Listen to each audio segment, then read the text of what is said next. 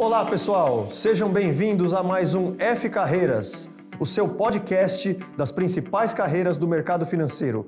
Eu sou Rafael Paloni, um dos sócios da FK Partners, professor de diversas certificações, e hoje é um prazer muito grande receber aqui um cara que é referência dentro daquilo que ele faz. Ele foi o fundador da Alta Vista Investimentos, um dos maiores escritórios de agentes autônomos da XP.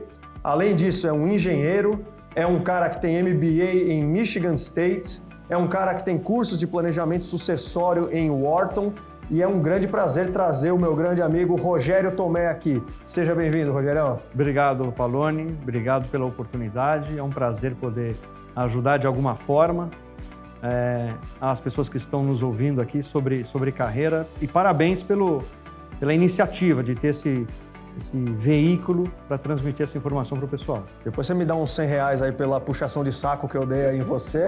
Ah, não, tudo bem. Depois a gente troca o teu R$100 pelo meu, porque eu também faço a mesma coisa com você. Muito bem, muito bem. Pois é, cara, então é uma iniciativa muito legal mesmo, as pessoas têm usufruído muito dela, né? Hoje em dia você tem pessoas que acabaram de se formar e não sabem exatamente para onde vão dentro do mercado financeiro, e tem outras pessoas que estão numa carreira do mercado financeiro e de alguma forma estão de saco cheio e querem trocar. E para onde que os caras vão? Então a primeira pergunta que eu queria te fazer de largada é essa assim. Teu trabalho hoje, você é um cara que passou por empresa para depois ir para essa carreira de agente autônomo, que é uma carreira que, muito embora lida com finanças, ela tem uma pegada muito empreendedora, né? Um cara meio que faz o seu dia a dia e tal. Como foi essa transição na sua vida, na sua carreira? Então, Rafael, eu trabalhei na Gerdau, na área de planejamento estratégico, em 2004 a comecinho de 2006. Nessa área, eu me envolvi muito lá. O trabalho que eu fazia era de desenvolver mapas estratégicos para outras áreas, para áreas da Gerdau. Banco Gerdau, por exemplo, à época, a gente desenvolveu um mapa estratégico na metodologia do BSC. E é uma metodologia que funciona muito pensando em causa e efeito. Uhum. E tudo na nossa vida funciona com causa e efeito. Você quer, se você tiver uma vida bem regrada e saudável, alimentos, você vai ser saudável, vai ter um corpo bonito e etc. E eu tinha um objetivo pessoal de ter segurança financeira independente de salário. Porque a gente tem essa falsa sensação de segurança com o salário, porque, faça chuva, faça sol, eu recebo o meu salário. Sim, se você estiver empregado. Se você perder o emprego, o que infelizmente aconteceu com muitas pessoas nessa crise que a gente está vivendo, você não perde parte da tua remuneração, você perde 100% da sua remuneração. Então, na verdade, essa segurança é falsa. É um risco muito grande você depender de um salário. A pessoa está correndo um baita risco, ela está sentada numa bomba relógio, mas ela não se dá conta disso. Exato, né? não se dá conta. É. Aí eu pensei, eu tenho que ter independência financeira, ou segurança financeira, que seja independente de salário. Aí eu comecei a pensar, o que pode ser? Uhum. E na época, eu já tinha um interesse pelo mercado de ações, né? O Brasil era falava-se muito pouco do mercado de ações, mas eu me interessei e cada vez mais, e um dia eu percebi que uma movimentação para assessoria de investimento faria sentido. E aí eu encontrei a XP, fiz um curso com a XP Educação, abri uma conta lá na época, a XP não era corretora ainda, era um agente autônomo pequeno que utilizava a corretora do Unibanco, a InvestShop. Olha, nossa. E o que aquele teu amigo lá da Gerdau ficava falando para dar aquela trincada? Pois é, eu tinha lá na Gerdau, tinha uma turminha que ficava perto ali, que a gente sempre conversando de ação, porque a Gerdau tem uma empresa de capital aberto, então o pessoal já naturalmente acompanha a ação. E porque está acompanhando a ação da Gerdau, acompanhava Uzi Minas, CSN, aí entrava em Itaú, Bradesco, então a cultura lá de ação já era comum entre o pessoal da Gerdau, né? E ficava aquela acompanhamento. Mas o dia que eu resolvi sair da Gerdau para ir para São Paulo, voltar para São Paulo, né, porque eu sou daqui, o pessoal achou que eu era louco, né? Alguns estão saindo, porque da Gerdau é o topo da cadeia alimentar. O Porto Seguro. Em Porto Alegre não tem nada acima disso. Uhum. E falo isso com segurança de quem viveu lá, pelo menos em 2005, 2006 era isso. Mas eu falei, não, cara, eu vou porque eu acho que é para isso mesmo. Eu estou né, dando um salto aqui que eu acredito que lá na frente vai valer a pena. Vai ter uma dor de cabeça aqui no curto prazo. À época, minha mulher foi uma grande parceira, porque eu falei para ela, olha, vai ser difícil, mas me dá 6 meses que eu vou tentar recuperar em 6 meses a remuneração que eu tenho aqui. Na época deu certo, em 6 meses, mas eu não tinha falado para ela, nem eu sabia que 1 ano depois eu teria retrocedido, né? Porque essa é a vida do empreendedor também. Sim, sem dúvida. Não, esse negócio de, contar com salário e tal é uma coisa que a gente não se dá conta. Quando a gente estuda finanças comportamentais, tem um modelinho de finanças que a gente estuda, chama modelo de Ben Wall. Esse modelo diz o seguinte, me diz o que você faz da sua vida que eu vou te dizer como que você deveria investir. Ou seja, não tem muito essa de você é arrojado, você é moderado, você é conservador. A fonte do dinheiro que você tem diz muito sobre você. E lá ele diz basicamente, você recebe dinheiro de 3 fontes. Uma fonte é herança, e aí foi totalmente passivo, você não fez nada, pingou lá para você. Uma segunda fonte é salário, você escolheu trabalhar para alguém. E uma terceira fonte é empreendedorismo. E esse modelo de Ben Wall fala, as pessoas são muito diferentes em cada fonte dessas. As pessoas que escolhem trabalhar para alguém, elas têm no seu DNA um instinto de segurança muito maior. Ou seja, eu topo não ganhar muito, não ficar ricaço, mas eu prefiro todo dia 30 pinga lá na minha conta e tudo bem. É meio que isso que os caras querem. Já o empreendedor, não. Vai ter mês que eu vou arrebentar, vai ter mês que eu vou passar dificuldade e vem meio disso. Só que, o mundo tá mudando, né, cara? O mundo tá mudando. Hoje em dia, você não entra numa empresa assalariada para ficar 30 anos lá e se aposentar lá. Hoje, as pessoas mesmo já têm essa coceira de ficar saindo da empresa, né? Muito. Só que elas não se dão conta, se o funcionário pensa assim, o empregador também pensa assim. Então, o próprio empregador hoje também já não tem muito essa paciência de ficar com o cara 30 anos lá plantado e tal. Então, esse mundo de assalariados também está mudando, né? Eu entendo que é o seguinte, que a pessoa tem que perceber, o empregado também, né, vamos dizer assim, o quanto eu estou realmente contribuindo para a empresa. Né? Tem que se pagar todo dia. Cara, tem que se pagar todo dia, porque o empregador, na verdade, nós, na pessoa física, funcionamos como se fôssemos uma empresa. Se você vive uma vida com mais luxo, porque você tem essa condição, e de uma hora para outra se viu numa situação mais difícil, o que não for essencial você vai cortando. O empregador faz o mesmo. Se ele está numa situação mais adequada e ele pode se dar um pouco ao luxo de ter mais tolerância, enfim, como é que vai funcionar a empresa, vai gastar mais, né? Perfeito. Quando fica difícil, ele também vai começar a pensar o que é essencial, o que não é. Né? Na nossa empresa já vivi isso. Eu já tive situação difícil em que nós, em 2010, nós tínhamos um escritório grande, à época maior que a nossa necessidade, e a gente precisou diminuir rapidamente, né? Teve um período grande de 2010 a 2014. Nós, à época, trabalhávamos exclusivamente no mercado de ações. Hoje, a gente já atende todo o espectro de produtos financeiros. Mas o mercado de ações nesse período ficou muito calmo. Não subia, não caía, ficava parado. E isso... Volatilidade é vida, né? Volatilidade é vida, né? E para a gente foi difícil. E essa adaptação foi o que é essencial fica, o que não é sai. Né? O imóvel, a gente foi sublocando, saiu, mudou modelo, foi para um cowork, né? E reinventar para continuar. O empregador tem que pensar assim. E a gente, como funcionário, né, ou como pessoa física, funcionário, tem que pensar assim, eu tenho que estar sempre amanhã, eu tenho que fazer algo, né, brilhante para poder progredir aqui na empresa ou não. E quando a pessoa tem essa noção, no nosso mercado, ele fala, pô, por que eu não poderia empreender? Por que eu não poderia realizar essa atividade que eu já faço, mas de uma forma, né, numa relação diferente, né? Que não seja empregador, que não seja CLT. Será que eu não poderia fazer isso dentro de uma sociedade onde eu seria responsável pelos meus sucessos e pelo meu fracasso? Uhum. A pessoa que entende que pode ser responsável pelo próprio sucesso e que acredita que consegue, ela toma essa decisão. Uhum. Ela sabe, olha, pode ser um pouco incômodo no começo, mas eu me garanto depois. Cara, e hoje deve ser fácil para alguém falar sobre ser agente autônomo de investimentos, porque hoje, pô, todo mundo já escutou a XP, o BTG, tem um monte de gente vindo aí com esse modelo, né? Agora imagina o que foi em 2004, não só largar sua carreira que já era consolidada, mas assim, começar a falar de ser agente autônomo.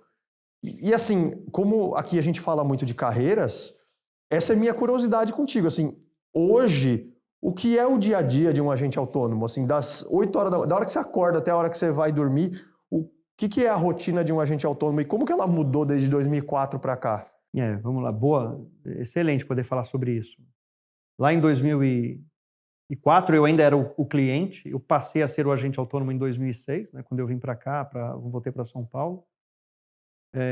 À época, ninguém sabia, muito pouco se sabia sobre ações. Se alguém tiver curiosidade de ver a capa da revista Exame, se eu não me engano, de maio de 2006, vai ver que saiu assim, o Brasil descobre a Bolsa.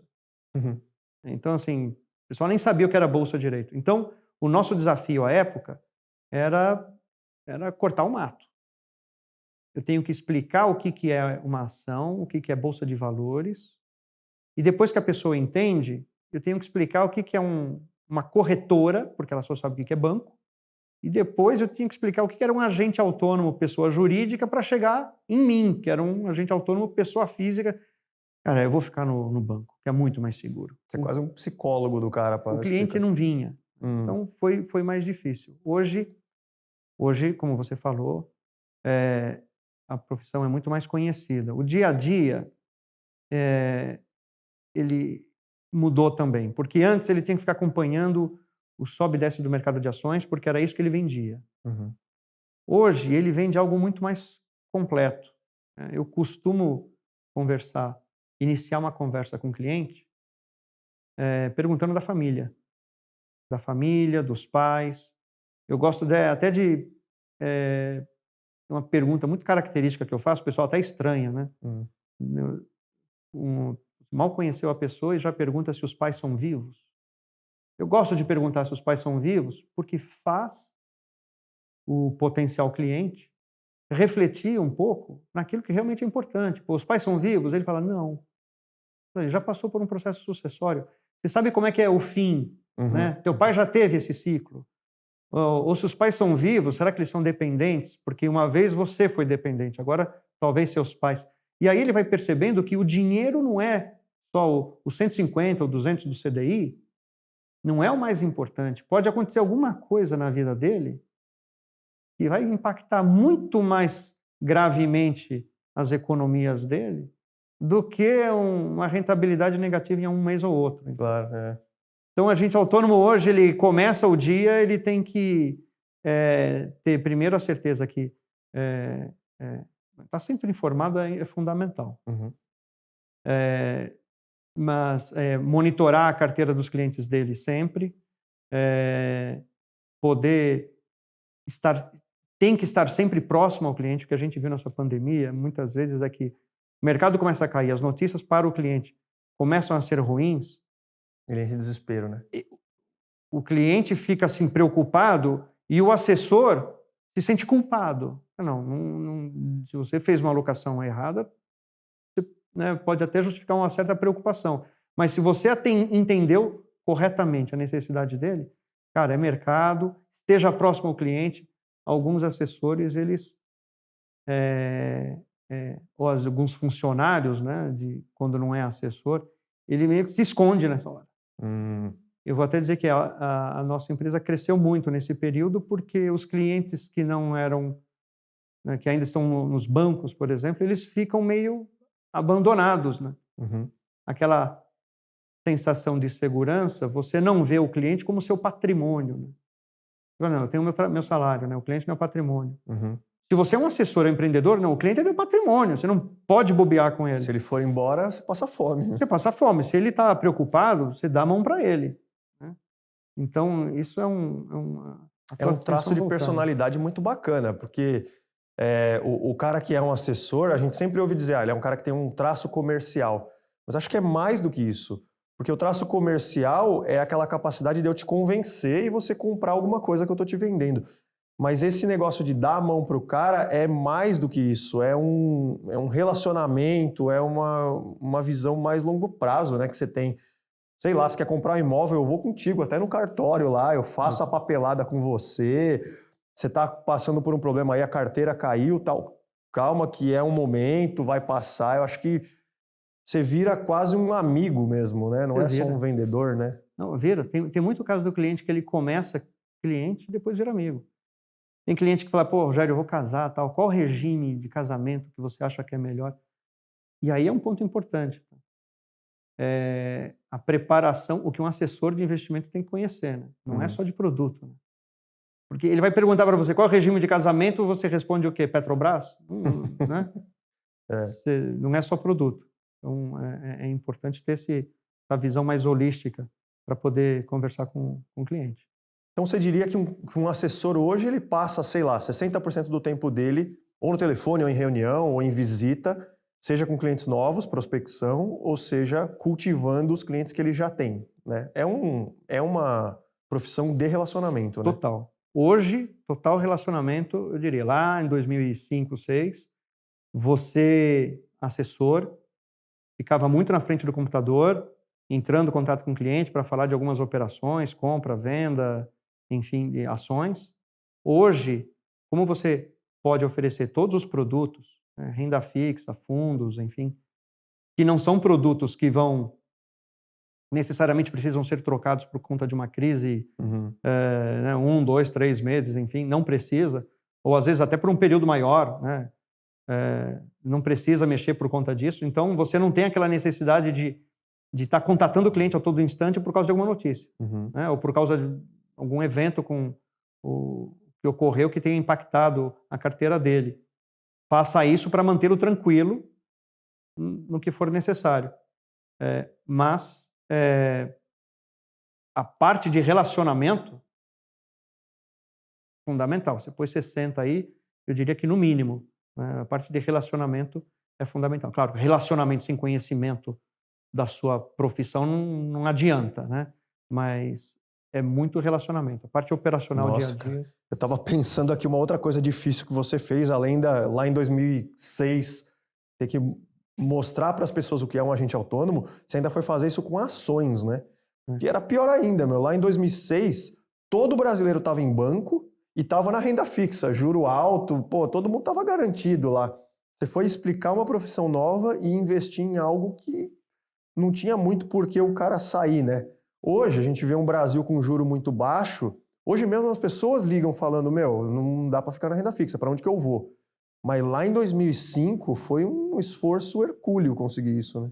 Assim, as pessoas têm medo do desconhecido. Uma vez um conhecido meu, na época, falou assim, Rogério, quando tiver aquela ação que vai ganhar bastante, tal, você me avisa, tá? Mas assim, não quero risco. Né? Sonho de todo mundo, né? Mas o que a gente fez muito à época é explicar o que era e fizemos corretamente, porque a intenção não era trazer todo o patrimônio de um potencial cliente. Então, cara, assim, é uma parte pequena para você experimentar, entender como é que funciona o mercado de ações. Aí você fazendo certo desde o início, o teu negócio a tua carteira, você como assessor independente, a tua carteira vai ter um crescimento consistente, os teus clientes serão fiéis a você. Se você mostrar produto e serviços condizentes com aquilo que ele pretende ter, com aquilo que ele precisa, vai crescer mês a mês sempre de forma sustentável. Mesmo naquela época, a forma como a gente fazia, assim, não tô, é uma parte, experimenta, vê como é que funciona, eu estou junto, te explico. Se você está achando que é muito, a gente põe menos. Se cair, você me liga? Eu falei, se você está nervoso que se cair vai perder, então vamos pôr menos. E se cair, a gente compra. né? Vamos inverter essa lógica. Uhum. E aí você vai desenvolvendo essa parte do relacionamento de uma forma muito, muito forte. E aí ele fica com você, né? Tem uma coisa muito legal em ações que é essa história de... Tem um glamour por trás de ações, né? Pô, eu compro empresas, pô... E essa sobe e desce é uma adrenalina muito bacana, né? Vamos dizer que, pô, isso é muito legal. Eu trabalhei a minha vida inteira em banco de investimento e eu fazia muito mais dívida do que equity. E o mercado de dívida no mundo é praticamente do mesmo tamanho que o mercado de equity. Ele não é menos importante, muito pelo contrário. Só que a galera que trabalhava comigo, que fazia emissões de ações, a galera do ECM, que a gente chama, era a primeira classe, pô, roadshow em Nova York, Dubai, o caramba, tal. Eu era os caras que ia aqui em Parque Eólico na Bahia, Minas Gerais, rolava ali um certo preconceito, né? Mas pelo menos tem isso, a galera do equity, que mexe com ações, tem um glamour maior. E aí as pessoas que gostam dessa aventura do sobe e desce, ficar olhando bolsa e tal, se dão bem. Só que as pessoas que fazem isso muito realmente ou infartam ou não entenderam para que serve a Bolsa de Valores, porque não é um cassino, você botar 10 e ficar esperando dar 11 para poder vender logo e tal. Tem um monte de gente que põe dinheiro na Bolsa para ficar recebendo dividendo o resto da vida, né? E aí pinga o dividendo na conta do cara, ele não gasta, ele pega esse dividendo e compra mais ação. E fica nisso 30 anos da vida dele. Aí quando ele está aposentado, tá um baita patrimônio lá, né? Hoje eu tenho ouvido menos, mas eu já ouvi muito, né, alguns anos atrás, de algumas pessoas virem para mim e perguntar: pô, Rogério, eu estou precisando complementar a minha renda aqui, eu queria negociar no mercado de ações. Você não vai ficar necessariamente rico, no mercado de ações. Você vai ficar rico na sua atividade. Uhum. Se você tiver disciplina, ao longo dos anos, aquele valor que você foi acumulando e foi investindo sabiamente, né, com disciplina, com o risco adequado ao teu perfil, enfim, você vai verificar que, pô, deu tudo certo. E aí você pode falar: fiquei rico. Mas você ficou rico na tua atividade. Isso daqui foi na tua disciplina que você conseguiu. A pessoa ficar rico da noite para o dia no mercado de ações provavelmente, se acontecer, provavelmente ela vai perder, né? Porque é natural nosso, né? Aquilo que você estava falando de inteligência emocional, enfim. Existem operações alavancadas, por exemplo. Uhum. Né? Você conhece muito bem. Termo, enfim, operação com opções, que permitem ganhos rápidos. Se a pessoa faz e dá certo, ela não para. Ela vai fazer de novo. Ela vai fazer de novo, porque, pô, deu certo. E se É der a certo, cocaína dele. se der certo a segunda vez, ela vai fazer a terceira. Mas basta uma vez dar errado que ela devolve os das vezes anteriores. Então, por quê? Por causa da pressa de enriquecer, de ganhar. Se fizer com disciplina, consistência, ao longo dos anos, der tempo, cara, enriquece, mas precisa ter a disciplina. Eu acho que isso é uma lição que o mercado financeiro me deu. Eu não era de finanças, eu sou filho de um policial militar aposentado. Ninguém na minha família era do mercado financeiro. Eu fui cair aqui meio de paraquedas, mas uma das lições que as certificações e o tempo de mercado me ensinou é disciplina e consistência. Isso. Mas não só para ganhar dinheiro, para a vida. Ninguém fica fortão, sarado, porque vai um dia na academia e fica 3 horas lá. Você fica forte, sarado, porque você ficou 10 anos indo 30, 40 minutos por dia. Ninguém conquista uma pessoa, faz a sua mulher se apaixonar por você, porque você foi lá um dia e fez um monte de coisa e pronto, caiu ali. Não, é porque você ficou vários meses tratando bem, levando em um lugar bacana. Chega uma hora que a pessoa tem um estalo, ela fala: pô, gosto desse cara. Então, no mercado financeiro, acho que é mais ou menos a mesma coisa. Você não fica rico numa cacetada num dia. Só se você tinha um insider information que ninguém tinha e foi lá e acertou. Mas a bolsa dá para você ser bem sucedido, mas é com essa visão, né? Ó, é um pouquinho todo dia. Quando aquela ação subir 15%, eu vou realizar o ganho. Quando ela cair muito, eu vendo. Eu não vou ficar esperando derreter e tal.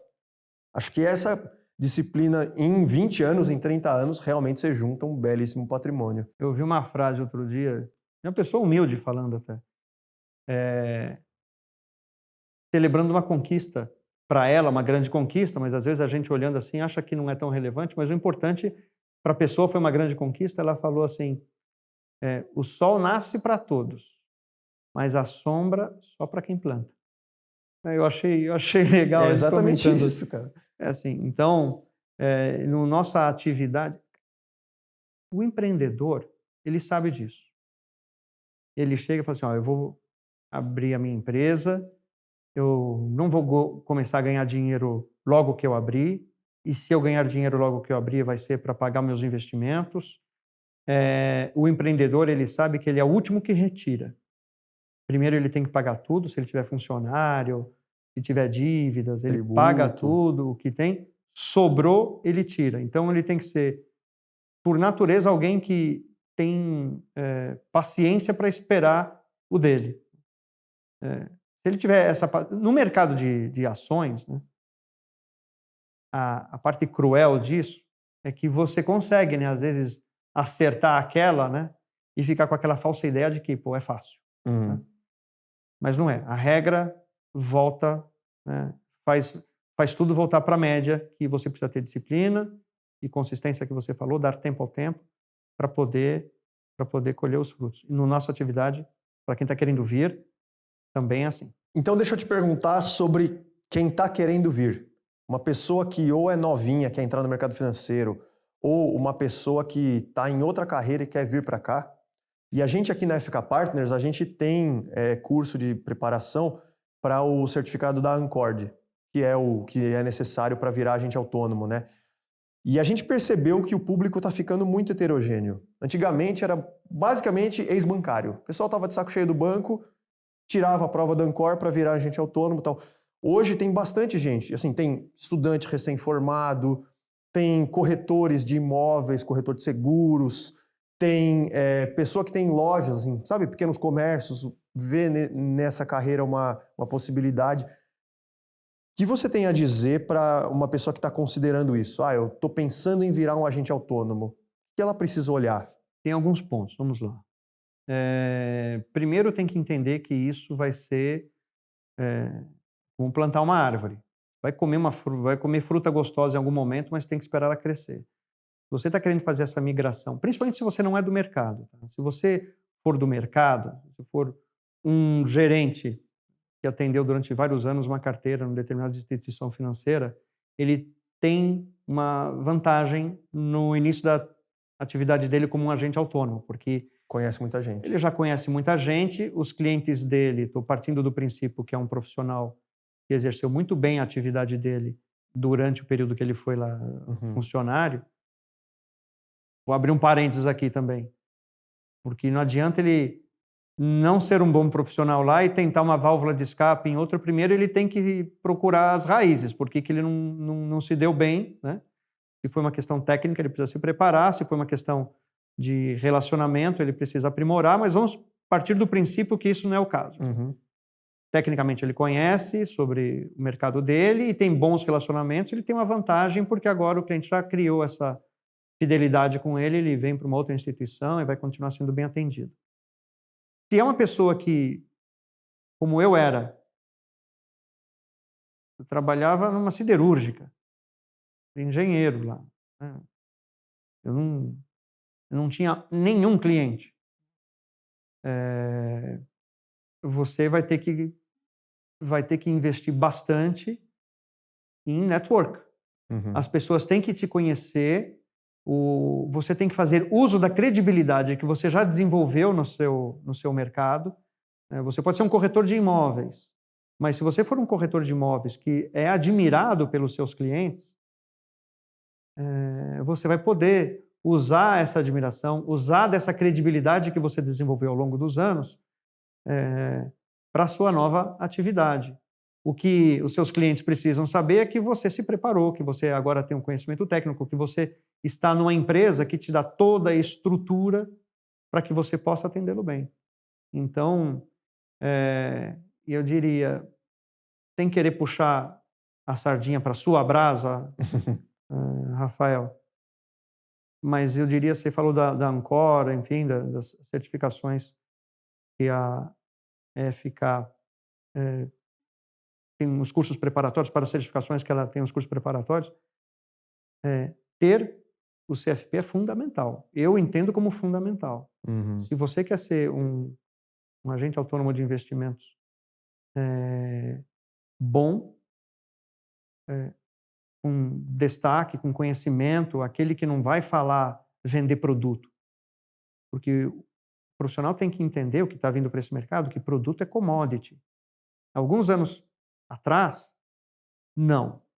Os bancos tinham muito produtos próprios e a XP, por exemplo, surgiu com produtos de assets independentes e vendendo produtos que os bancos não tinham. Uhum.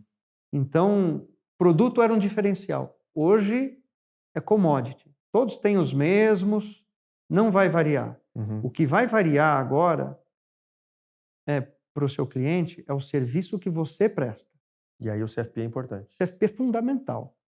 É fundamental. A Ancor, ela vai te habilitar para poder ser um agente autônomo e atuar como tal. Agora, o CFP vai te qualificar. Uhum. Se você quiser ter qualidade, você precisa conhecer sobre planejamento sucessório, planejamento tributário, gestão de risco, gestão financeira, sobre ativos, planejamento de aposentadoria. Eu me lembro, esses incrível, eram né? os módulos, né? Mas enfim, precisa. São. E eu fico impressionado. Quando eu fiz o CFP, eu já tinha feito outras antes, né? Porque eu não era desse mundo de atender pessoa física e tal. Eu fiz primeiro, comecei a estudar para CFA, depois CGA, que é uma de gestor e tal. Quando eu vim para ficar partner, eu falei, pô, o CFP, ela é muito famosa, tal, um monte de gente fazendo, eu vou atrás também.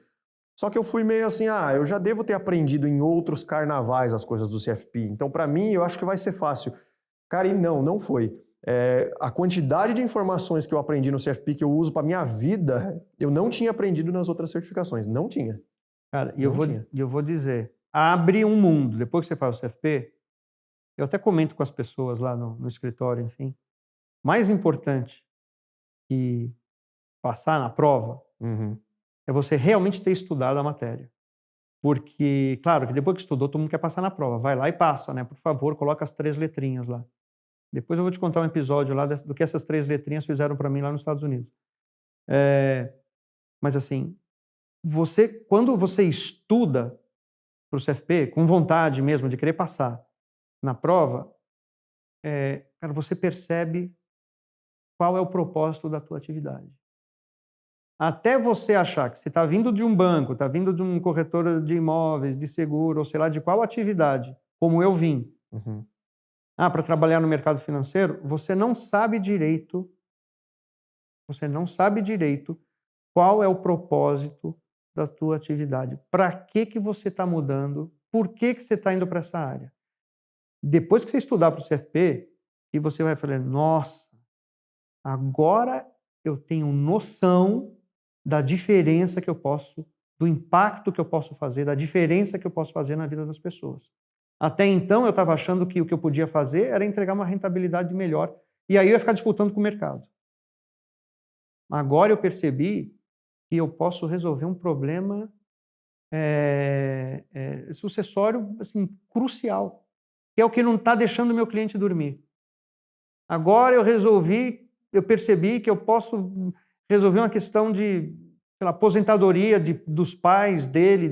Tem muita coisa lá que você só vai se dar conta depois. Você usou alguma coisa do CFP assim, na sua vida? Eu sei que você é CFP também, né? Sim. Você usou alguma vez algum conceito de CFP assim, na sua vida? Na minha pessoal?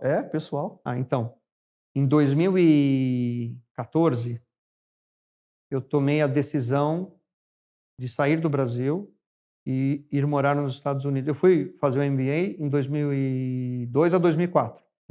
E de 2014 a 2016, eu, minha esposa, meu filho, enfim, nós saímos do Brasil, ficamos 2 anos nos Estados Unidos, ela foi fazer um mestrado lá, né, enfim. E nessa época eu fiz o meu planejamento como meu cliente, por exemplo. Quanto em dólar, quanto em real, em qual indexador? Assim, eu vou morar lá, quanto tempo, o que eu preciso, eu vou gastar em dólar, eu não ganho em dólar, Uhum. né? Ah, mas eu vou ficar tradando, vou esperar para comprar dólar depois ou não. O pessoal falou que, nossa, né, você acertou. Eu falei, não é que eu acertei, eu só fiz o certo. Não é que acertei porque eu sou bom em prever o dólar, né? Porque se tem alguém que acaba com a moral de qualquer analista é dólar, né? Ah, é. Não, eu sou economista de formação. A primeira coisa que você aprende na faculdade é você pode tentar prever PIB, agora não tente prever câmbio. Vai Exato. dar ruim. E aí, o que eu fiz? Eu falei assim, olha, eu vou morar 2 anos nos Estados Unidos. Eu fiz uma conta de quanto que isso ia me custar por 2 anos. E eu tinha aquele recurso, embora eu não tenha parado de trabalhar. Eu voltei para o Brasil todo mês. Eu Uhum. continuei. Mas eu sabia que ia ficar 2 anos com custo em dólar. Uhum. Eu aluguei meu apartamento aqui em reais, ia fazer o câmbio mês a mês, enfim, se tivesse a necessidade. Mas eu fiz uma transferência em dólar. Eu fiz a transferência em dólar, o dólar eu paguei 2,29 Que bênção, hein? quando eu fui. Nossa. É. Aí chegando lá nos Estados Unidos, a gente comprou um imóvel, ficamos pensando se deveria comprar ou não, e aí a gente verificou que aquele imóvel tinha sido comprado pelo ex-proprietário 12 anos antes, ele estava vendendo pelo mesmo valor, e o câmbio 12 anos antes, eu me lembro, porque eu fiz um câmbio na época, estava 2,41, eu me lembro, eu falei, meu, tem alguma coisa errada. Não pode ser que o imóvel está mais barato em dólar e o dólar para real também está mais barato. Tem Onde está a alguma... pegadinha? Eu não sou guru do mercado, mas a gente comprou o imóvel e vendeu um ano depois. Aí o dólar estava 3,80, alguma coisa assim. Depois a gente voltou, né? 2 anos depois. O preço dos imóveis subiu. Cara, então acabou sendo um período que deu tudo certo, porque a gente faz um planejamento antes de ir, Uhum. né? E para mim, de novo, eu tenho um seguro de vida, né? E eu acho que as pessoas ignoram a importância do seguro de vida, não tem seguro de vida, porque não conhecem, porque se as pessoas conhecessem o que é o produto, todos teriam. Eu tenho mais de um, É, né? verdade. Eu tenho para minha empresa, né? Tem eu e meu sócio. Se um de nós dois é promovido aos céus, né? Antes, Apita na curva, como é, dizem. antes do que a gente planeja, vai ter que pagar para o herdeiro de um ou de outro, a empresa, alguém vai entrar na sociedade.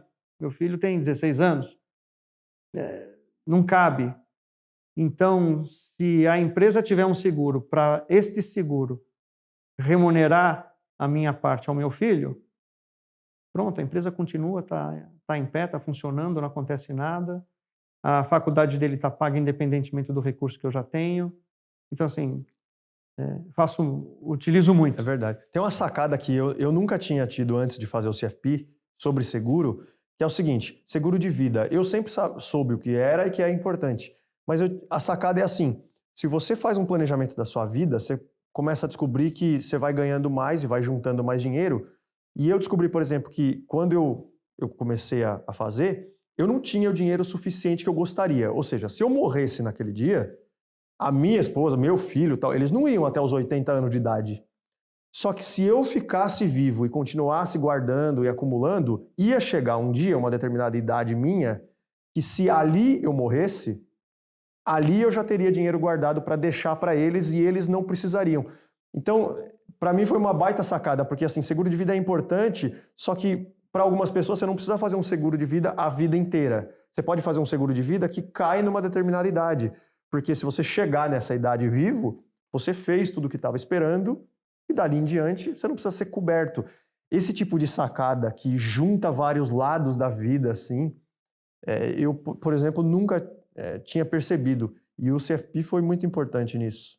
Agora, como é que está a Alta Vista com demanda, assim? As pessoas que querem e botam fé no taco e vão passar no CFP e tal, tem lugar lá? Com certeza. A gente, aliás, a gente incentiva muito os nossos assessores a ter essa certificação. Eu não tenho esse número agora, mas há um tempo atrás, a Alta Vista era entre os escritórios na XP aquele que tinha a maior quantidade de assessores com a certificação CFP. ter a maior quantidade de assessores com a certificação não é o mais relevante. O mais relevante é que o assessor tenha, né? Porque ele quer, porque ele entende que é importante. Então, a gente procura profissionais assim, a gente entende que esses profissionais estão mais bem preparados. A gente tem crescido, hoje a gente está com 7 bilhões de reais de recursos dos nossos clientes investidos através da nossa assessoria. Nós começamos aqui em São Paulo, junto à XP, quando a XP ainda não era uma corretora, ela era um agente autônomo, nós éramos a filial do agente autônomo XP em São Paulo. Quando a XP se tornou uma corretora, esta filial tornou-se um CNPJ independente que deu origem à Alta Vista. Temos uma estrutura cada vez mais bem preparada para poder facilitar o assessor a prestar o melhor serviço ao seu cliente, né? Nós buscamos fazer essa conexão entre assessor e cliente ficar muito forte e a conexão entre o assessor e a empresa muito forte. Nosso objetivo não é ficar fortalecendo a conexão diretamente com o cliente, bypassando o assessor. O que o assessor tem que perceber é que na Alta Vista ele tem toda a estrutura, e o que o cliente tem que perceber é que o assessor dá todo o serviço que ele precisa. Isso para nós é muito importante.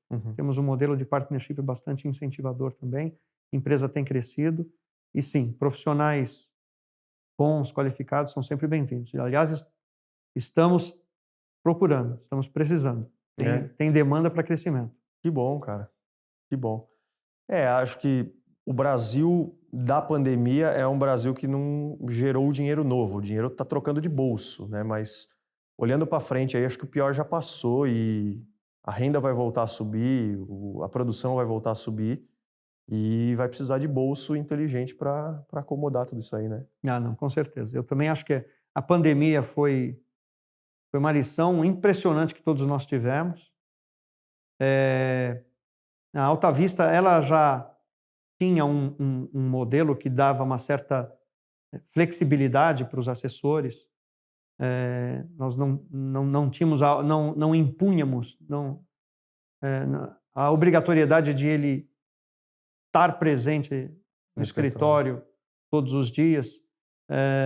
Então isso facilitou. Durante a pandemia a gente cresceu bastante. Em algum momento na pandemia nós estávamos lá, a gente dobrou, né, de lá para cá. Então a gente cresceu bastante. Isso mostra que o nosso cliente está bem atendido, que os assessores estão seguros lá também, e que entre erros e acertos a gente pode estar até errando mais, mas os acertos são mais fortes, né? Isso que é importante. Certeza. Pô, que legal, cara. Eu assim, sou fã de carteirinha. Acho que o movimento que você fez de carreira não foi óbvio, em um momento em que não era óbvio, mas acho que uma lei do mercado financeiro que vale para a vida é maior risco, maior retorno. E como você comprou esse risco também, é justo o retorno que você teve como pessoa, o escritório que você construiu e, cara, acho que você está de parabéns. É uma inspiração. E para as pessoas que estão pensando aí em vir para a carreira de agente autônomo, não só é uma carreira que tem esse lado comercial, empreendedor, dá para tirar um bom dinheiro, né? Tem um sistema de partnership bom, como tem aí um dos maiores escritórios da XP do Brasil dizendo abertamente que tem demanda. Então, se você põe fé no seu taco, se você consegue tirar a Ancor, tirar o CFP e tal, trabalho tem, né, Rogério? Perfeito. Tem. O bom profissional nunca fica na mão, sempre vai ter. A gente está sempre buscando também. E o nosso mercado agora, ele é bastante promissor. Eu até entendo assim, esse movimento do cliente em busca de assessoria independente. E lembrei uma coisa, você tinha prometido pra gente uma história tua lá nos Estados Unidos, não sei o que aconteceu lá? Não, então, foi interessante, porque a gente estava procurando um imóvel, Aí a corretora de imóvel lá que estava apresentando os imóveis para a gente e tal, a gente estava se despedindo, eu dei meu cartão para ela. Aí meu cartão estava lá, né? Meu nome, né? Rogério Tomé, a empresa, Alta Vista e tal, e estava lá, CFP. Ela pegou e olhou assim, você é CFP? Né? Tipo, tem um CFP? Estava falando inglês lá comigo. Eu falei, sim. Que legal. Bom saber e tal. Eu, ok, né? Ela não reparou o nome da empresa. Aí no dia seguinte o marido dela me liga. Porque queria me oferecer um emprego. Caramba. É que eu não podia trabalhar nos Estados Unidos, eu estava com visto de estudante. Mas ele tinha como se fosse uma assessoria de investimentos também. E a história interessante essas 3 letrinhas CFP, olha, me valeu uma proposta de emprego nos Estados Unidos. Olha aí. Isso daí, assim, às vezes a pessoa não tem nem noção do que ela tem, né? Eu dei um cartão para ela só para ela ter meu contato, né? E-mail lá, meu e-mail está aqui no cartão. E as 3 letrinhas CFP, proposta de emprego nos Estados Unidos. Você ter uma ideia. Pois é. Não, e lá é um mercado que você tem mão de obra mais qualificada e supostamente você tem mais oferta de profissionais, né? Uhum. No Brasil, cara, quem tem um olho já é rei já nesse nível, né? E ali o pessoal olhou assim. Claro, se eu quisesse exercer a atividade lá e manter o meu CFP lá, usando lá, caso eu pudesse trabalhar nos Estados Unidos na época, eu teria que fazer uma nova prova. Lá faz. Lá você tem que fazer uma outra prova. Na prova daqui, o que faz todo sentido, porque as regras tributárias são para cá, questões sucessórias são para cá, enfim. Lá são outras, então precisa ter uma prova local. Mas, 3 letrinhas, isso que é importante, elas dizem já a respeito do profissional que está entregando o cartão. Sem as 3 letrinhas, meu cartão passava despercebido. Com todas as outras informações que tinha. Uhum. Com essas 3 letrinhas, não. É verdade. Para a pessoa perceber, é importante ter. É muito importante ter, é muito importante. Abre portas, né? Claro que dali em diante é a tua competência, a tua capacidade de entender a situação do cara e entregar alguma coisa apropriada, mas com certeza abre. É isso aí. Pô, cara, muito obrigado por você estar aqui com a gente, muito obrigado por esse papo. Se a gente tivesse uma Heineken aqui, a gente ficava mais umas 2 horas aqui. Abria, né?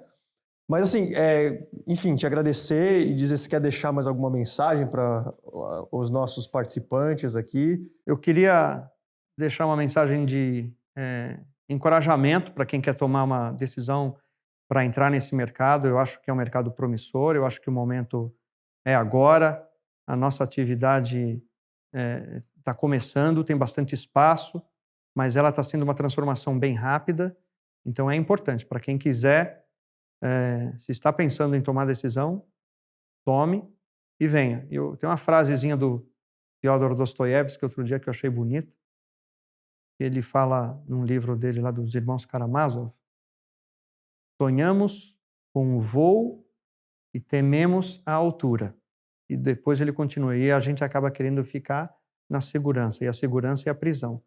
Quem quer ficar na segurança não voa. Se está faltando um empurrão, considere-se empurrado, vai voar.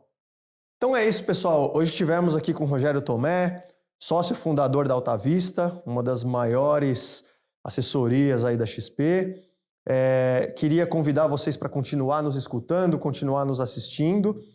A gente está toda quinta-feira nas principais plataformas de podcast, trazendo aí profissionais do mercado financeiro com diferentes carreiras, porque aqui na FK o nosso objetivo é que você tenha sucesso, mas que antes de estudar para alguma certificação, você saiba onde você quer chegar, né? Não existe vento bom para quem não sabe para onde vai. Então saiba para onde você quer ir, saiba onde você quer chegar e conte com a FK para te ajudar na sua carreira. Obrigado e até a próxima.